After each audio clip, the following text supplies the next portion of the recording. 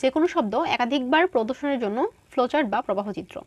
শুরুতে স্টার্ট করতে হবে স্টার্টের চিত্রে, তারপর ইনপুট দিতে হবে।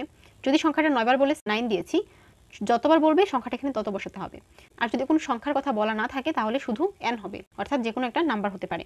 সো ইনপুট দিলাম n, দেওয়ার পর এবার প্রথম ভ্যালু, অর্থাৎ শুরু থেকে আমাদের শুরু হবে 1 থেকে। সো আমরা i এর ভ্যালু দেবো 1, ইনিশিয়াল ভ্যালু হচ্ছে কি 1। তারপর হচ্ছে একটি কানেক্টর দিব, কারণ এখানে আমাদের একটি লুপ আসবে। কানেক্টর দেওয়ার পরে এবার আমরা কত করে বৃদ্ধি পাবে, এই যে i এর ভ্যালুটা লিখেছিলাম 1, সেটা কত করে বৃদ্ধি পাবে। যেহেতু 9 পর্যন্ত 1 করে করে বৃদ্ধি পাবে, প্রত্যেকটা সংখ্যা 1 করে হচ্ছে বৃদ্ধি পাবে। তো প্রথমবার 1, তারপর 2, তারপর 3 এভাবে। সো এই জন্য আমরা i এর ভ্যালুটা দেখাবো যে স্টেটমেন্টটা i = i + 1 করে করে বৃদ্ধি পাচ্ছে, অর্থাৎ i এর মানটা প্রত্যেকবার 1 করে বৃদ্ধি পাচ্ছে।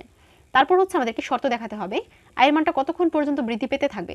যতক্ষণ পর্যন্ত i এর ভ্যালুটা n এর ছোট বা সমান থাকে, অর্থাৎ যতক্ষণ পর্যন্ত i এর ভ্যালুটা 9 পর্যন্ত থাকবে ততক্ষণ পর্যন্ত আমাদেরকে ধারাটা চালিয়ে নিতে হবে। সো এই জন্য আমাদের এই কন্ডিশনের ইয়েস এর যে আনসারটা সেটা উপরের দিকে এখানে লুপ আকারে প্রবেশ করবে। অর্থাৎ যদি এই শর্তটা মানি তাহলে এই ইয়েস হয়ে বারবার কি হচ্ছে আমাদের এই চক্রটা চালিয়ে যাবে বা সংখ্যাটা হচ্ছে বারবার বৃদ্ধি পেতে থাকবে। আর যখন এই i এর ভ্যালুটা n এর ছোট বা সমান না থেকে, অর্থাৎ 9 পর্যন্ত না থেকে এর বেশি হয়ে যাবে, যেমন 10 হয়ে গেল, তখন কি হয়ে যাবে আমাদের এই ফ্লোচার্টটা স্টপ হয়ে যাবে। তো স্টপ করার জন্য আমাদেরকে প্রথমে নো এর দিকে আমাদের আনসার দেখাতে হবে বা প্রিন্ট দেখাতে হবে।